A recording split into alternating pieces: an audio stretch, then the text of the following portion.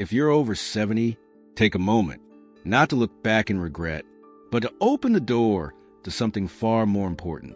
Backhand index pointing right, the truth that happiness at this stage of life isn't about adding more.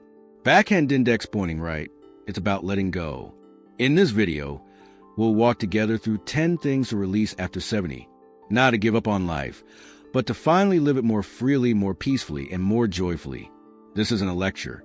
It's a quiet conversation between hearts who've lived, loved, and lost, and are still here. And if you're hearing these words, please believe this. Backhand index pointing right life after 70 is not the end. It's a gentle invitation to begin again with lighter steps and a lighter heart. Let's begin, shall we? Let go of the belief that you have nothing left to learn. There's a quiet voice that sometimes creeps in as we age, a whisper that says, I've seen enough. I've learned what I need. The rest is just noise. It sounds harmless. In fact, it might even feel comforting. You walk through wars, recessions, heartbreaks, reunions, and revolutions. You've raised children, buried friends, watched the world transform from rotary phones to virtual realities. If experience is the greatest teacher, haven't you already graduated with honors? But here's the truth that often gets buried beneath years of habit. Life never stops teaching, unless we stop listening. The belief that you have nothing left to learn is not wisdom. It's not maturity. It's a slow kind of surrender, and it robs you of the very thing that keeps the soul alive: growth. You see, learning doesn't mean studying algebra or passing exams. It's not about classrooms or textbooks. At this stage in life, learning is about staying curious, not just about the world, but about yourself. It's about waking up each day and asking, what else is possible? What haven't I noticed before? It could be something simple, like learning how to cook a new dish, or using a smartphone to video call a loved one, or reading a book on something you've never dared to explore: philosophy, painting, gardening, history. Or maybe it's learning to let go of a grudge, to see someone through new eyes, to forgive yourself more gently. Some of the wisest elders I've ever met were never the loudest in the room. They didn't boast of what they knew. They asked questions. They laughed easily. They stayed humble. They knew that every day above ground was a chance to discover something new, not just about the world, but about what it means to be human. And when you stay open to learning, something beautiful happens. Your eyes stay brighter. Your mind stays sharper. Your heart stays lighter. And your spirit, it continues to bloom even in the later seasons of life. So let go of the idea that your time for learning has passed, because it hasn't. The world is still turning. Your story is still unfolding. And life, if you let it, still has things to teach you that can make you laugh, cry, heal, and grow. You're not done yet. You're just getting started again. Let go of toxic relationships, even the long-standing ones. Let's pause for a moment and get honest. Some people in our lives don't bring peace. They bring tension, guilt, confusion. And sometimes we keep them around simply because they've always been there. Maybe it's the friend who only calls to complain. Maybe it's the sibling who never truly sees you. Maybe it's a neighbor, a cousin, or even an adult child who constantly drains your energy with criticism, demands, or emotional distance. And for years, maybe you told yourself, that's just how they are, or family is family, or it's too late to change things now. But here's the truth, and it may feel radical. Just because someone has been in your life a long time doesn't mean they deserve to stay. At this stage of life, when your energy is more sacred than ever, it's time to ask, does this person make my life lighter or heavier? Do I feel safe, seen, and respected when I'm with them? Because you, dear listener, deserve peace. You deserve conversations that lift your spirit, not ones that leave your heart heavy. You deserve to be surrounded by people who honor your presence, your time, and your boundaries. Letting go of toxic relationships doesn't mean you're cruel. It doesn't mean you hate them. It means you love yourself enough to stop handing over your peace to people who don't protect it. And letting go doesn't always mean cutting ties with harsh words or final goodbyes. Sometimes it's simply choosing distance, choosing silence, choosing to engage less, or not at all, choosing no longer carry the emotional weight of someone else's pain. And in that space, that precious, sacred space you create, something beautiful can grow. New friendships, new peace, a deeper relationship with yourself. You might even find that solitude isn't lonely at all. It's healing. It's clarifying. It's a gift you give yourself when the world has been too loud for too long. So today, if there's someone in your life who makes you feel small, unheard, exhausted, give yourself permission to step back, because peace isn't selfish. It's necessary, especially now, especially for you. Let go of the clutter in your home, in your mind, and in your heart. Sometimes the weight we carry isn't on our backs. It's in the corners of our home, in the thoughts that replay endlessly, in the emotions we stored away for years, unopened, unspoken, unhealed. It's called clutter, and it comes in more forms than we realize. There's the physical clutter, drawers overflowing with things we haven't touched in decades, boxes of just-in-case items gathering dust in the garage, knickknacks, clothes, paperwork, photos, pieces of the past that once meant something, but now simply fill space. Then there's the mental clutter, the never-ending list of things to do, things to worry about, things we think we should have done better. It clogs our clarity. It robs us of the simple joy of stillness. And finally, the deepest kind, emotional clutter, regrets we've never forgiven ourselves for, words we never said, grudges we kept alive long after the wound is scarred over. Here's the truth, gently spoken. Clutter, in all its forms, quietly steals our peace. It's heavy, even when we stop noticing it. It crowds our space. It dulls our spirit. It keeps us looking backward when life is still waiting for us to look forward. But the beautiful thing about clutter is that it can be cleared, not all at once, not perfectly, but piece by piece with intention and with love. Start small. Maybe today, you give away the clothes you haven't worn in years. Maybe you toss the broken item you swore you'd fix a decade ago. Maybe you sit quietly and write the letter you never sent, even if you never mail it. Maybe you speak the forgiveness you've been withholding to someone else, or maybe to yourself. Letting go of clutter doesn't mean forgetting the past. It means freeing your present. It means creating space, not just in your closet, but in your mind, in your chest, in your soul, because peace needs room to breathe. Joy needs room to stretch. And sometimes all your heart really needs is space. So today, ask yourself, what am I holding on to that no longer serves me? What can I release, not in anger, but in love? Let go. Clear the space. Not because the past didn't matter, but because the present matters more. Let go of the fear of aging. There's a quiet fear that creeps into many hearts as the years pass. It doesn't always shout. Sometimes it whispers. You're not who you used to be. Your best days are behind you. You're fading, becoming invisible. This fear doesn't always come from within. It's echoed by the world around us. The commercials that promise anti-aging, the magazines that celebrate youth, but forget wisdom, the social media that glorifies energy, ambition, and smooth skin, but not quiet presence or steady grace. And slowly, that message seeps into us. And aging starts to feel like a loss, a decline, a shrinking. But what if aging is not something to fear, but something to honor? Every year you've lived is a chapter written in strength. Every wrinkle is a record of laughter, sorrow, love, and survival. Every gray hair is a strand of silver spun from experience. Aging is not a step toward irrelevance. It's an arrival, a becoming, a ripening of the soul. Because what you lose in speed, you gain in stillness. What you leave behind in strength, you make up for in softness. And what you let go of in urgency, you reclaim in presence. You are not disappearing. You are emerging into a version of yourself that no longer needs to prove, chase, or pretend. And yes, there are losses. The body aches. The energy dips. The calendar may not be as full. But in those empty spaces, you might find something else. Time to reflect. Moments of silence that become sacred. A deeper appreciation for simple things. Sunlight on your skin. The smell of coffee. The sound of your grandchild's laughter. So let go of the fear that aging is something to be fought or hidden. Instead, embrace it, bless it, live it fully. You are not less because you are older. You are more layered, more loving, more wise. This is not the end. It is a soft opening to a slower, deeper, more meaningful chapter.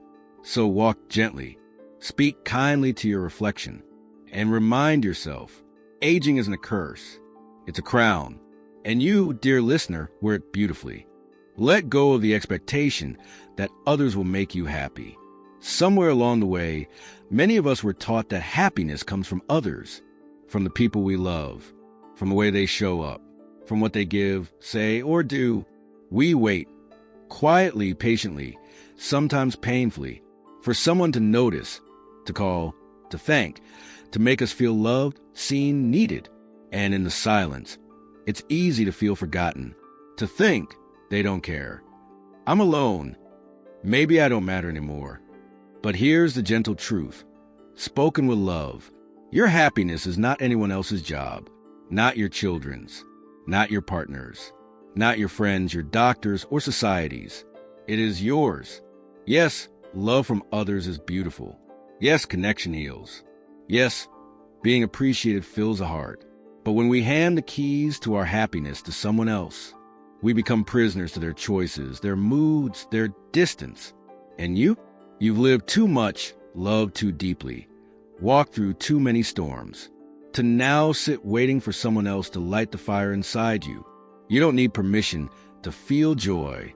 You don't need an invitation to smile. You don't need a perfect life to enjoy small, sacred things. Joy can come from a walk in the morning air, from music that stirs old memories, from planting something new in the soil or in your heart, from starting a painting, a puzzle, a book, a prayer, from laughing at your own jokes, dancing in your own kitchen, singing off-key to an old song. The happiest elders are not those who have the most visitors. They're the ones who know how to keep themselves company, who find meaning in simple routines, who create beauty even when no one is watching. So let go of the idea that someone else must give you happiness. You are not waiting to be chosen. You've already arrived. And joy, true, lasting joy, is something you can create right here, right now, with what you already have. Be kind to yourself. Plan little joys into your days. Love others when they come close, and love yourself even more when they don't. Because happiness doesn't knock on your door. It grows in the garden you tend, inside your own soul. Let go of comparing yourself to younger people or to a younger you. It can happen in an instant. You bend down and feel the ache in your knees. You glance at old photos.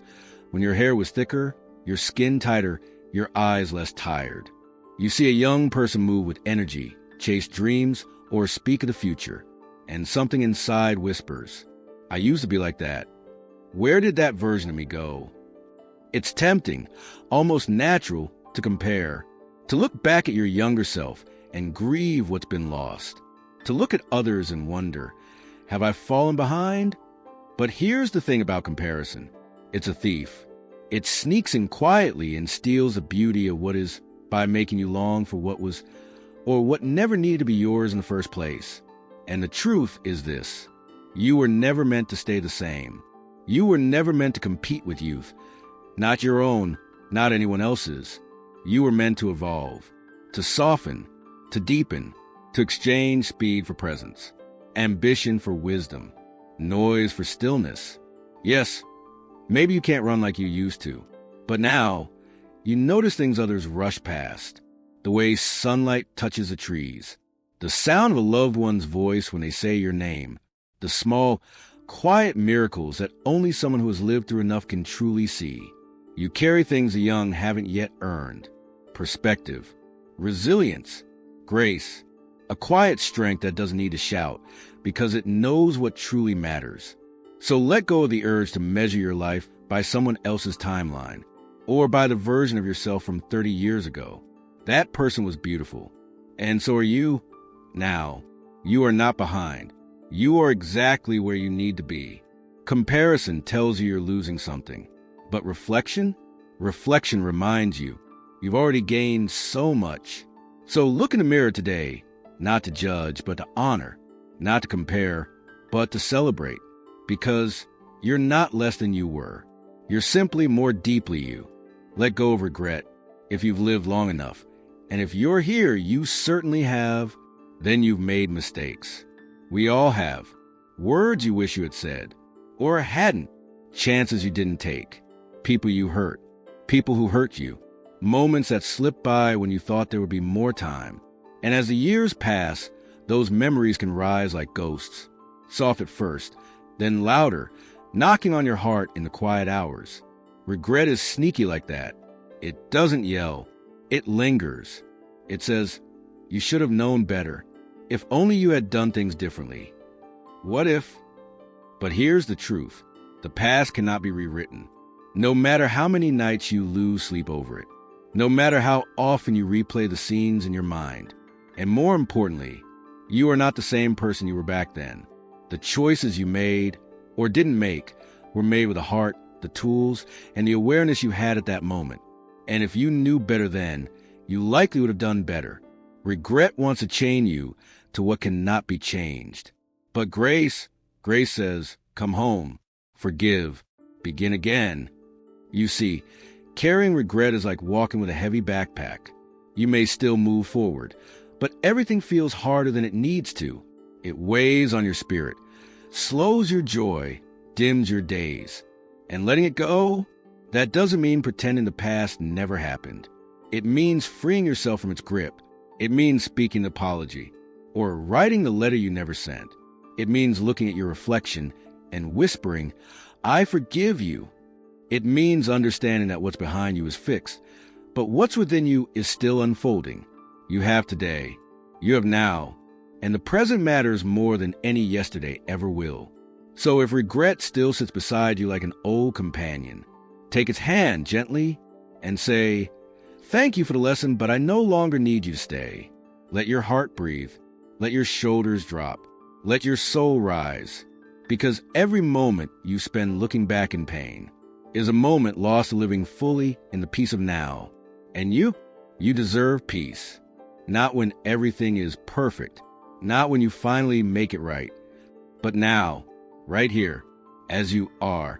Let go of the belief that it's too late to start something new. Somewhere along the path of aging, many people begin to whisper this phrase to themselves. It's too late for me. Too late to start over. Too late to learn something new. Too late to fall in love, to dream again, to try that thing I always wanted to try. But let me ask you this. Where did that belief come from? Did someone tell you that joy has an expiration date?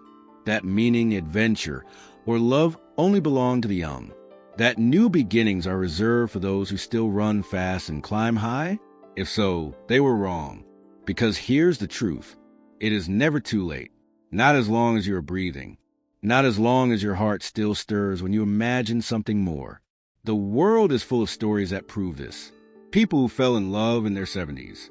People who wrote their first book at 80. People who started painting at 85.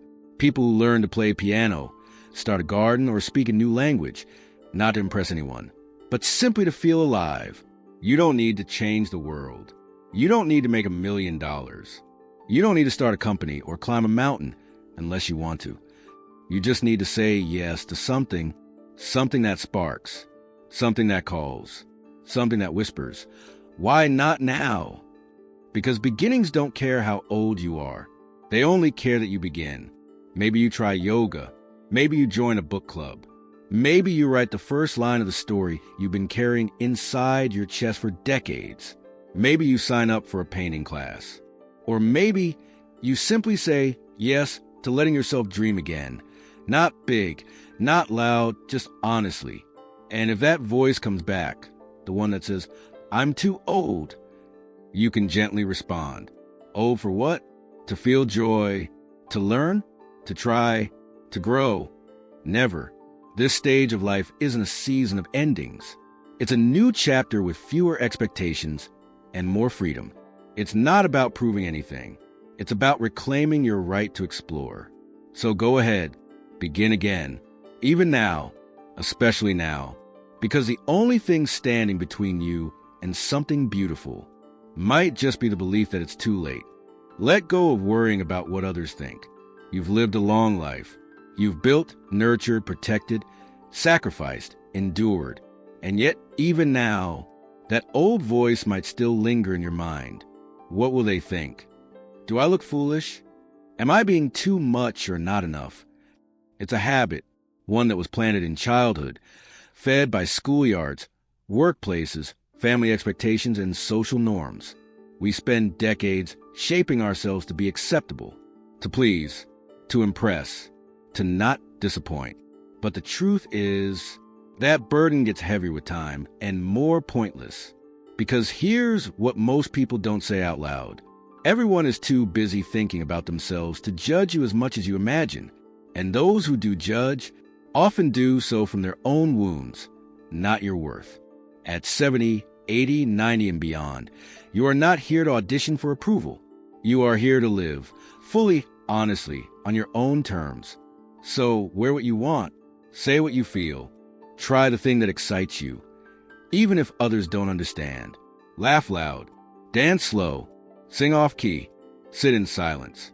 You do not need to explain your joy. You do not need to shrink so someone else feels more comfortable. You've done enough of that. Let go of the need to be understood by everyone. Let go of the fear that being yourself is somehow too much. Because the real tragedy isn't being judged. It's holding back the best parts of yourself out of fear. And what if the very thing you're afraid others will mock? Your honesty, your softness, your truth is the very thing that will set someone else free? You were not born to live under a spotlight controlled by others. You were born to be the light, in whatever form it takes. Let your days be shaped not by what others think, but by what makes your heart feel light, your soul feel steady, your life feel like your own, because the only permission you've ever truly needed is yours. So today, try this. Take one step that's just for you, not for applause, not for likes, not for validation, just because it brings you peace. Walk your truth. Speak it softly or boldly, but let it be yours. You've earned this freedom. Please don't waste it. Let go of attachment to material things and the need to control everything. There's a quiet shift that happens as we age. A softening of the grip we once had on things, plans, people, even the future. In our younger years, it made sense. We needed control to build a career, raise a family, stay afloat in a chaotic world. We collected things, a house, a car, clothes, furniture, savings, souvenirs. We made plans, 5-year goals, retirement dates, family traditions. And yet, somewhere in the journey, it becomes clear. The more we try to hold on to everything, the heavier it all becomes. That cluttered drawer, that room full of items you haven't touched in years, that deep anxiety when things don't go according to plan, that ache in your chest when someone doesn't act the way you hoped. These are not just inconveniences. They are chains, soft, subtle, but real, and they keep you tethered to a life of tension, when what your soul truly seeks now is ease. Letting go of attachment doesn't mean giving up. It doesn't mean not caring. It means loosening the grip. It means understanding that you are not your possessions. You are not your routines. You are not your plans or your perfectly curated version of how life should be. You are something softer, deeper, wiser. And at this stage of life, your freedom no longer lies in how much you can control, but in how much you can release. Release the need to keep everything just so. Release the fear that something will fall apart if you're not managing every detail. Release the guilt of not doing more. Trust that life, even now, can hold you, that others will step up, that the world will keep spinning, even if your hands are not always on the wheel. And yes, it's okay to pass things on. The heirlooms, the old furniture, the letters, the responsibilities. Let the next generation carry what they choose. And you carry only what brings you peace. Letting go doesn't mean losing. It means making space for breath, for stillness, for lightness. Because in the end, the only thing we truly carry with us is the love we gave, the peace we cultivated, and the joy we allowed ourselves to feel. So loosen your hands, soften your shoulders, Exhale. You've done enough. You've given enough. You've carried enough. Now, you are free to be light. Closing. This is not the end. It's the beginning of something lighter. So here we are. 10 things. 10 quiet burdens we've carried, often without knowing. 10 threads we had tangled in our hearts. Some for years, some for decades. And now, one by one, we've begun to gently let them go. Not out of bitterness, not out of defeat, but out of deep, sacred understanding. That peace doesn't come from adding more. It comes from carrying less. Less expectation, less fear, less regret, less noise. And in that space we've cleared, something new can grow. Stillness, joy, freedom, room to simply be. Because life after 70 is not a time to shrink. It is a time to soften, to open, to rise inwardly. It is not about fading. It is about becoming. You are not at the edge of your story. You are standing at the entrance of a new chapter. A slower, deeper, more honest one. A chapter where you don't have to prove anything anymore. Where you don't chase, you choose. Where joy is not loud, it is true. So if today you feel even a little bit lighter, if your heart feels a bit more spacious, then know this.